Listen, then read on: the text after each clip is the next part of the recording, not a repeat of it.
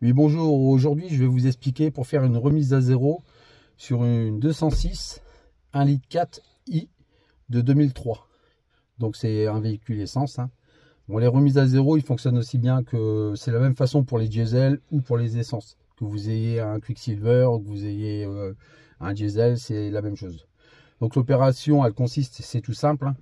Vous prenez votre clé, comme ceci, vous l'insérez au niveau du contact. Voilà, vous attendez un peu pour l'instant.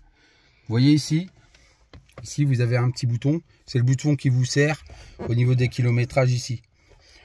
Donc vous restez appuyé sur ce bouton là.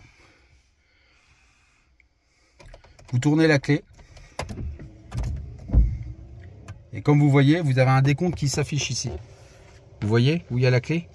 On voit 4, 5, 1 égale 0. Voilà, comme ceci. Ensuite, une fois que ça c'est fait, vous voyez, donc là il m'affiche à 30 000 km et je devrais refaire ma vidange.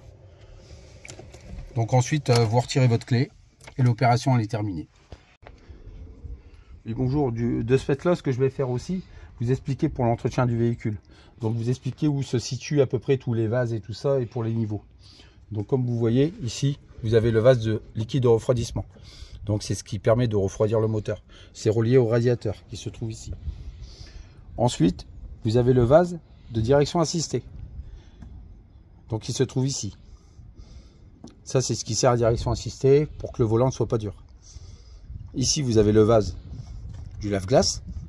Donc toujours vous assurer qu'il est bien rempli.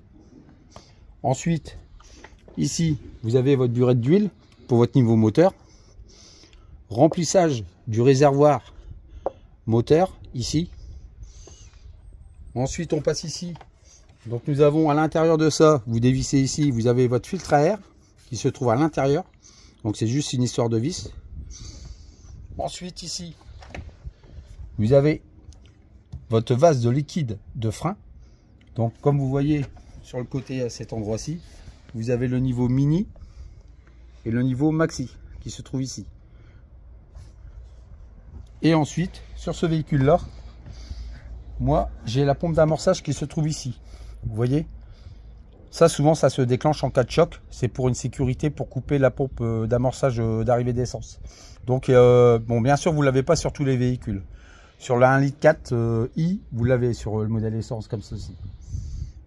Aussi, ce qui est très important, c'est quand vous allez faire votre vidange, n'oubliez pas, il y a le filtre à huile. Donc le filtre à huile, il se trouve ici, à cet endroit-là, comme vous voyez.